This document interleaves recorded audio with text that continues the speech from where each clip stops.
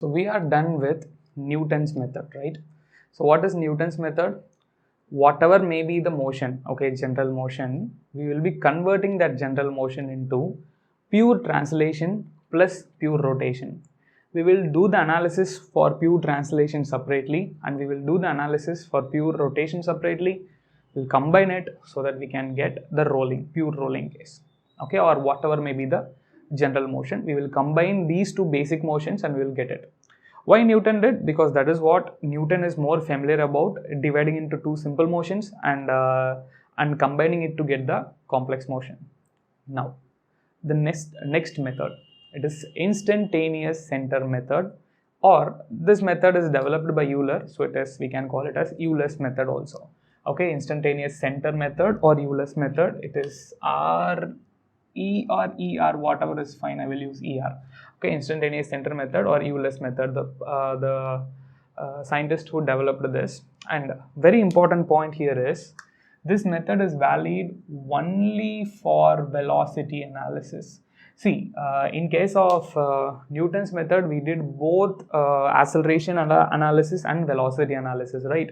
But by using Euler's method, we cannot do acceleration analysis. The reason is, this Euler's method is completely based on geometry. Okay, it is a geometrical method. It is not like a method which we will be using vectors or vector calculus for solving it. Okay, Newton's method is completely based on vectors, right?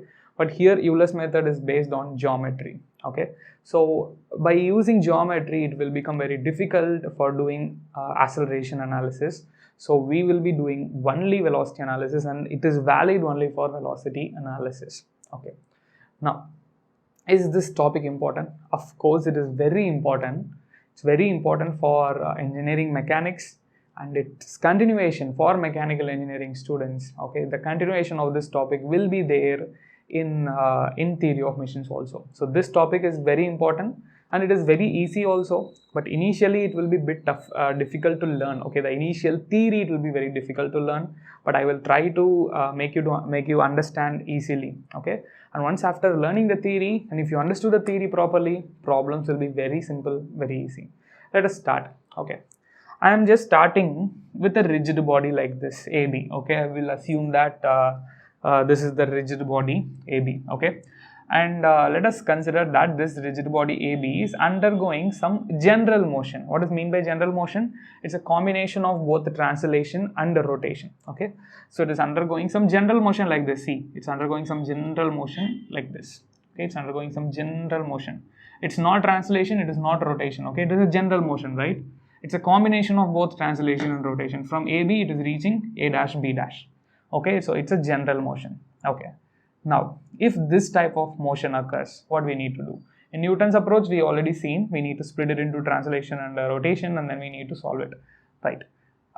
Pure translation, pure rotation, we need to solve it. But in case of instantaneous center method or Euler's method, that is not the case. We need to, as I said already, what I need to do, we need to use geometry, right? So what Euler is going to do, let us see. First step is to connect this point A and A dash. Okay, simply connect this point A and A dash with a straight line. Okay, with a straight line. With a straight line, I'm connecting A dash. See, this straight line is not representing the path. So this straight line is not representing the path. We already seen the path will be like something like this. Okay, this is the general motion which I shown you, right? From AB, it is reaching A dash B dash in this path. Okay, in this path, in a general motion. It is not translation, but we are doing it the geometrical method, that is Euler's method. In Euler's method, what we need to do, just to connect the two ends A and B, A and A dash, and similarly B and B dash, using a straight line again. Okay, using a straight line, connect B and B dash also. After drawing a straight line connecting these 2 points A dash and B dash, that is all the initial position and the final position, draw a perpendicular bisector for these two lines A dash and B dash. What is perpendicular bisector? Perpendicular means 90 degree. Bisector means it is going to divide this into two equal half. Okay, if it is 10 meters, it's going to divide it into 5 and 5. If it is 5, it's going to divide it into 2.5, 2.5. So that is what perpendicular bisector. So exactly at the center point of A dash. Okay, exactly at the center point of A dash, we can take somewhere.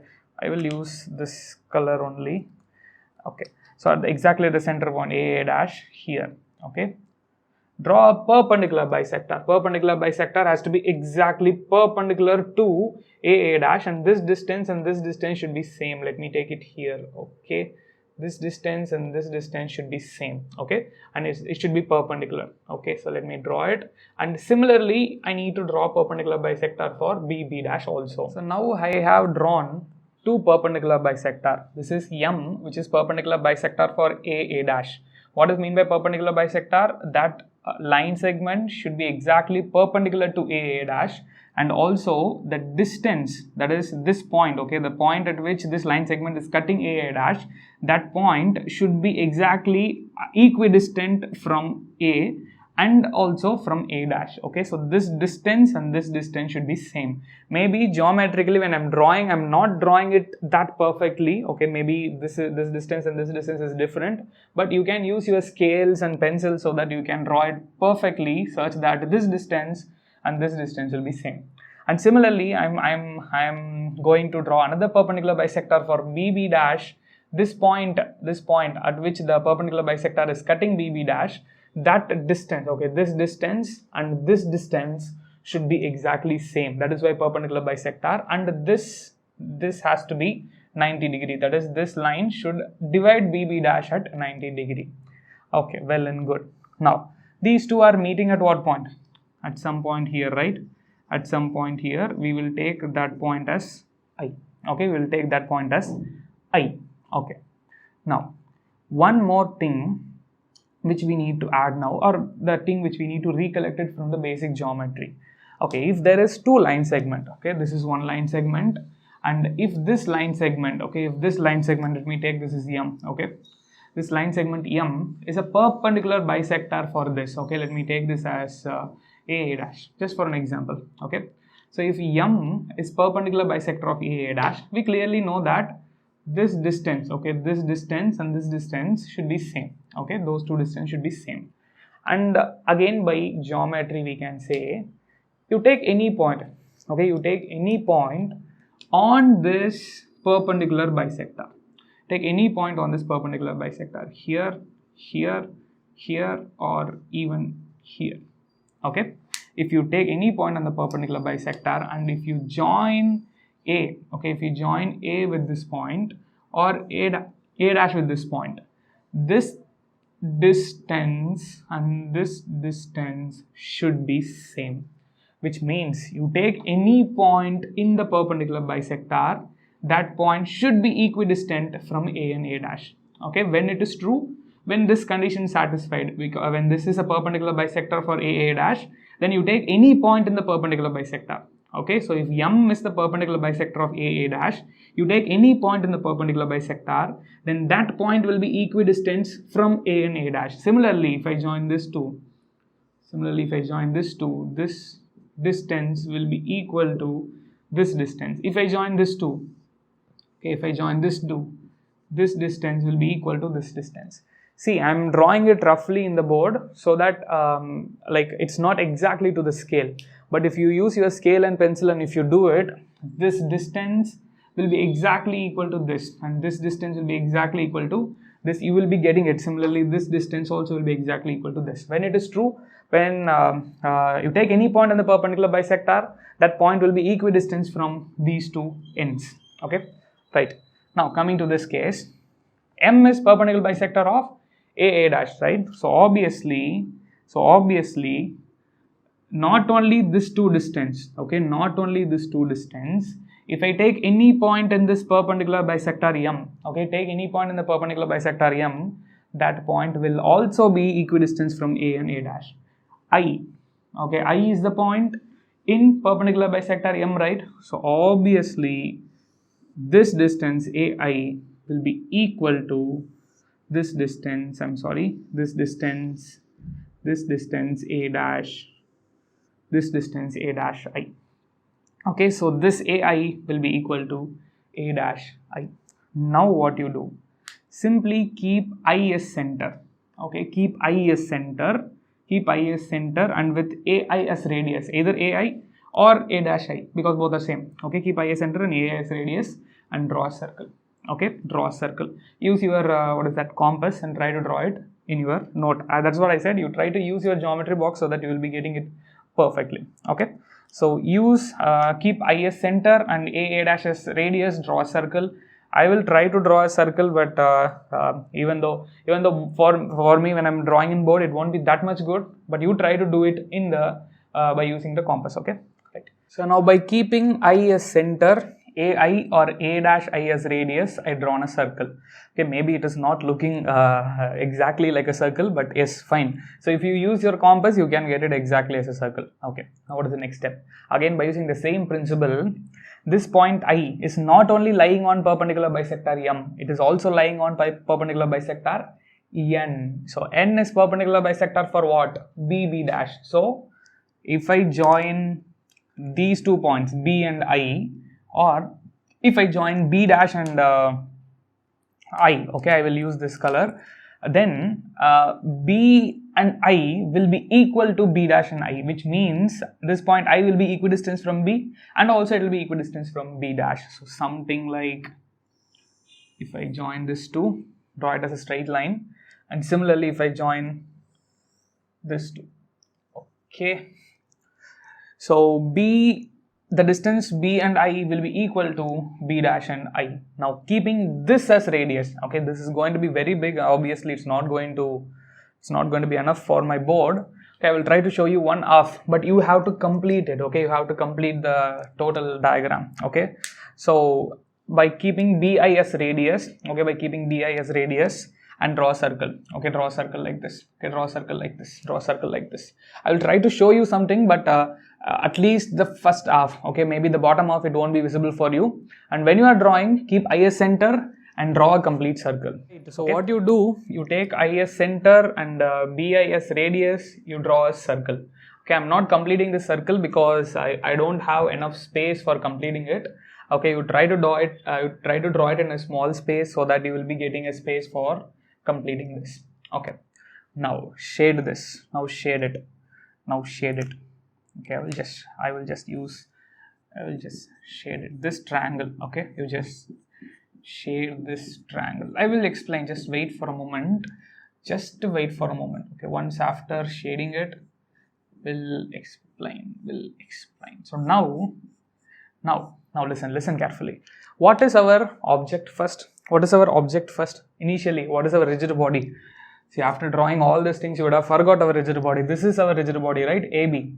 And this AB is undergoing a motion like this. Okay, this AB is undergoing a motion like this. Okay, it's undergoing some general motion like this.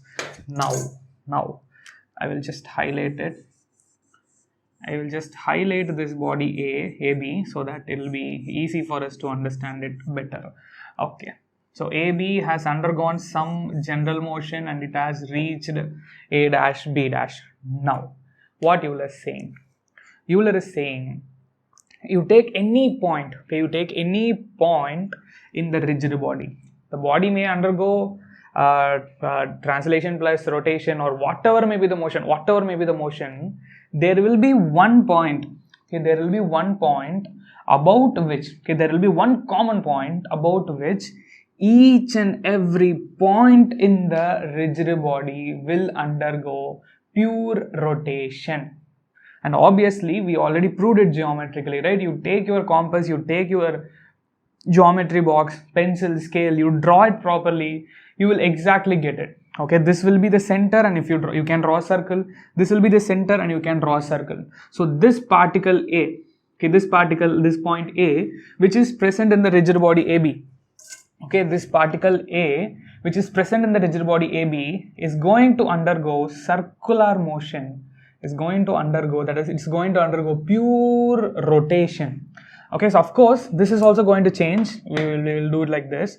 Okay, so this point B is also undergoing circular motion. This point A is also undergoing circular motion. Okay, this point is undergoing circular motion, and it's going to reach here. Okay, so point A will rotate, okay, will undergo pure rotation about one common point.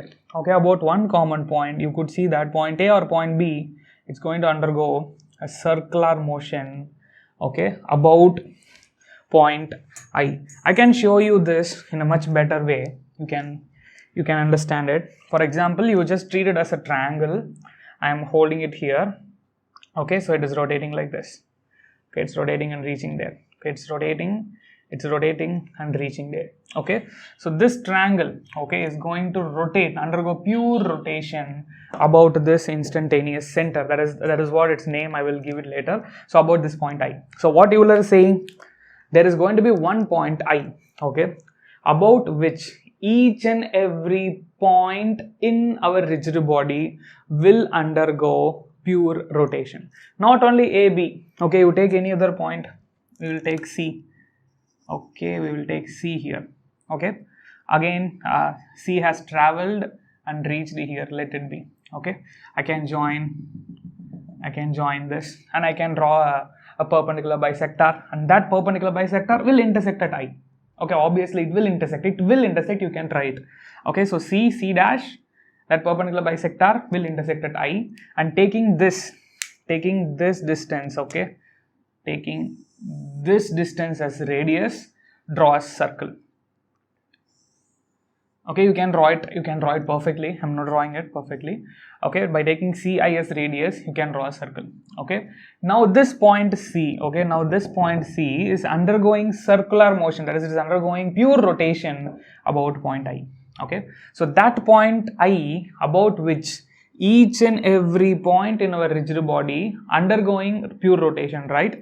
That point is called as center of instantaneous rotation or instantaneous center. There is a reason for it, why they are calling it as instant. We will see that later. Okay, as of now you understand the definition. The basic definition: you take any rigid body, let it undergo whatever may be the motion, whatever general motion, but you take any point on the rigid body, that point on the rigid body will undergo pure rotation about some other point, some other common point.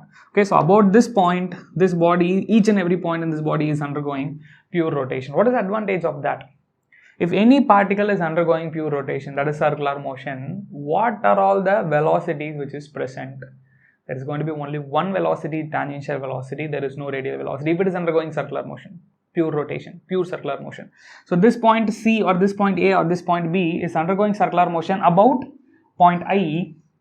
So if I want to find out velocity at point A, what I need to do, there will be only one velocity, that is going to be tangential velocity. First let me find out for B. There will be one velocity, tangential velocity, that is going to be, so that is going to be something like this. Tangentially, okay, it is acting tangentially, which means this should be perpendicular, right? Radius, this is radius, BA is radius, B at point B, it should be tangential. Okay, it should be tangential. So V, velocity at point B, will be equal to what? Simply R into omega. So this is radius, the radius is BI. Okay, radius is BI into omega of AB.